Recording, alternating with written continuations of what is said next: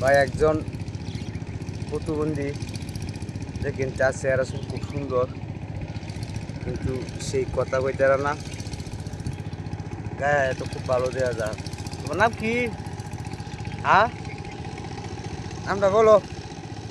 তোমার নাম কি? হ্যাঁ, তোমার নাম কি? এই বেটা, নামটা বলো। হ্যাঁ, নাম কইতে পারো না? একা একা বই রয়েছি একটা নিবিড় জায়গার মধ্যে।